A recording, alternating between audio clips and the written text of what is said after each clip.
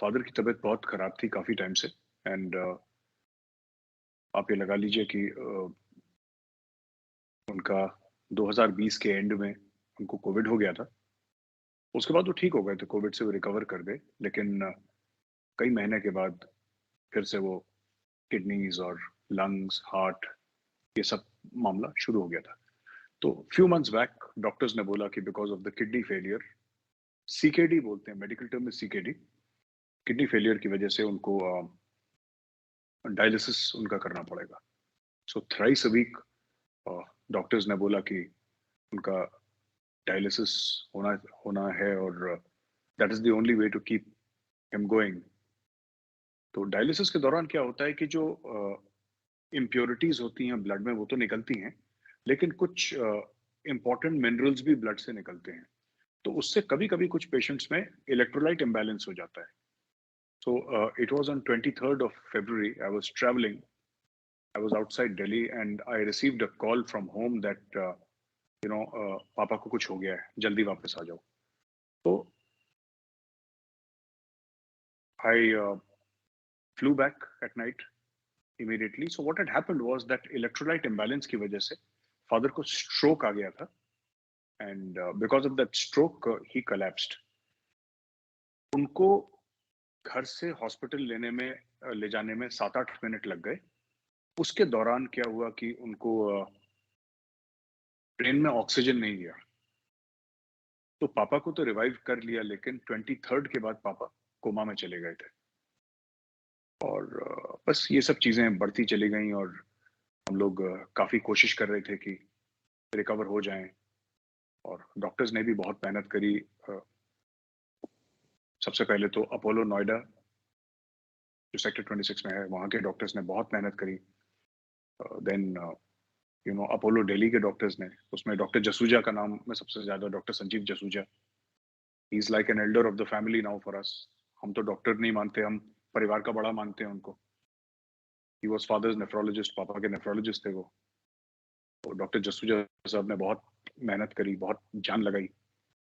फिर हम उनको, पिताजी को हम कैलाश हॉस्पिटल ले आए, क्योंकि नोएडा में है।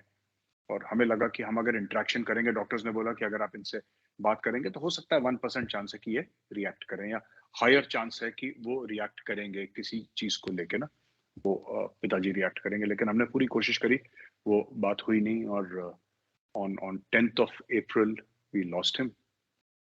तो it was very very sad for the entire family, for me, and it's a terrible loss. It's a terrible loss for us. And they say that whatever age you lose your parent, parent का जो भी है, जो आपका भी जो भी है, जो वो जो कहते हैं ना, खाली जगह दिल में वो कभी पूरी नहीं होती। So that is the loss that we have to live with, unfortunately. तो मैंने मदर से बोला कि मैं, because I was not in a mood to work. आपने देखा पूरे यूक्रेन वॉर में I was not on television. मैं रिपब्लिक टीवी में एक बार भी नहीं आया पूरे यूक्रेन वॉर में। बीच में 1-2 दिन मैं आया टेलीविजन पे, फिर नहीं आया। फॉर द पास्ट 40-50 डेज मैं टेलीविजन पे हूं नहीं, और जबकि यूक्रेन वॉर बहुत इंपॉर्टेंट था, लेकिन मैं टीवी पे था नहीं। और फिर मैंने मदर से बोला कि क्या करना है। तो हमारे यहाँ जो प्रेयर मीट हुई थी,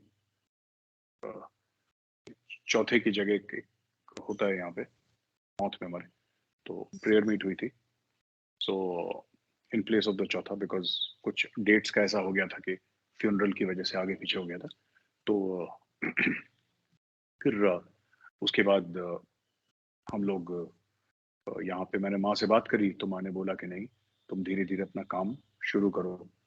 तो इसीलिए ये रिकॉर्डिंग ये वगैरह शुरू करा, because the entire family has been under a great deal of mental stress for the past 1.5 years।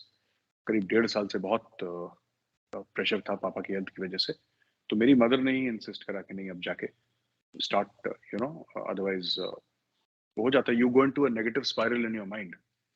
तो उससे निकलने के लिए माँ ने ये बोला। तो ये कहानी थी। So we have lost dad, but extremely proud of him, extremely proud of all that he has achieved in his life.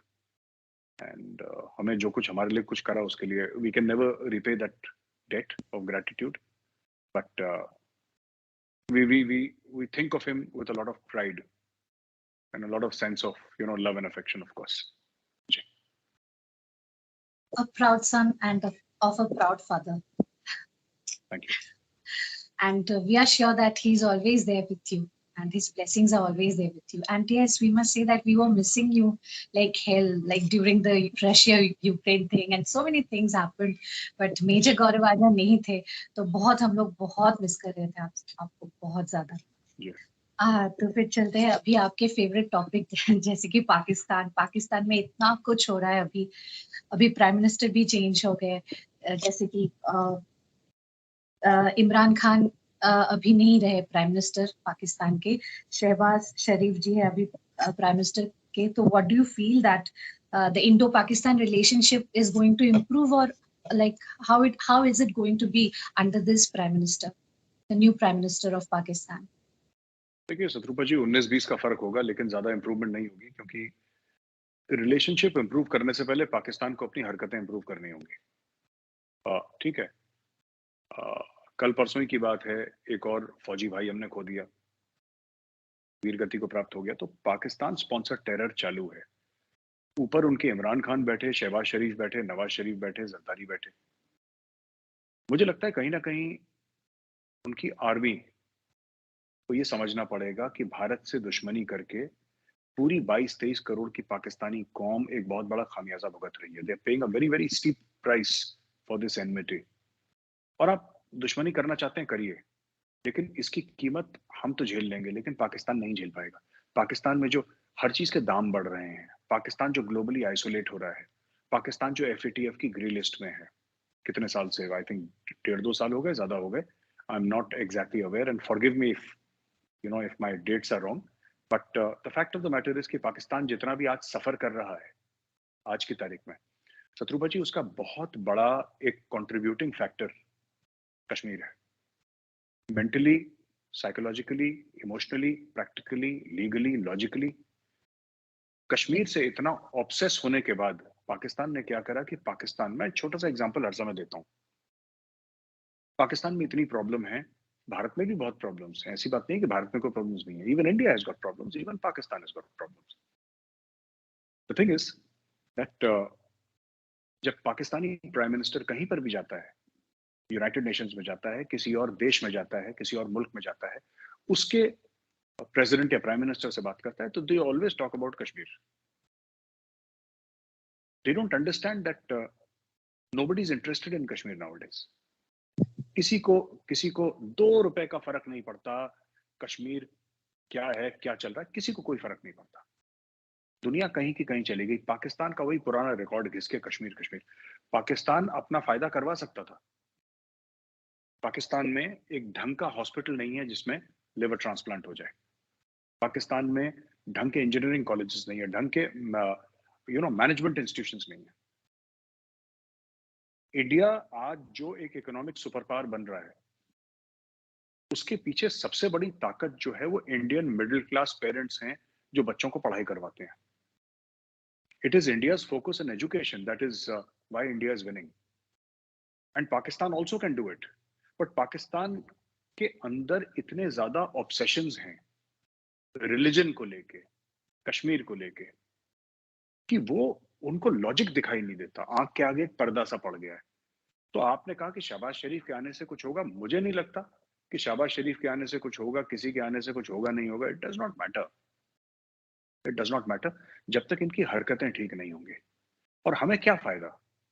ये काफी पाकिस्तानी ये बोल रहे थे कि अब तो इंडिया बड़ा खुश होगा. काफी पाकिस्तान के टीवी एंकर्स कह रहे थे. शाह महमूद कुरैशी हैं उनके फॉरेन मिनिस्टर, पुराने वाले जो प्रीवियस फॉरेन मिनिस्टर हैं, वो कह रहे थे कि इंडिया तो बड़ा खुश है कि शहबाज शरीफ, क्योंकि मोदी जी ने उनको कॉन्ग्रेचुलेट कर दिया. तो कॉन्ग्रेचुलेशंस तो मेरे हिसाब से इमरान खान को भी करा था जब वो प्राइम मिनिस्टर बना था. तो that is normal courtesy, that is normal courtesy. आप कोई भी प्रधानमंत्री बनता है, आप उसको कॉन्ग्रेचुलेट करते हैं. इनको ऐसा लगता है कि इंडिया को बहुत ज्यादा कोई फायदा होने वाला है. क्या फायदा, आप बताइए, मैं आपसे पूछता हूँ. पाकिस्तान किसी मुल्क को क्या फायदा दे सकता है? उन्होंने पैसा ही मांगना है सबसे.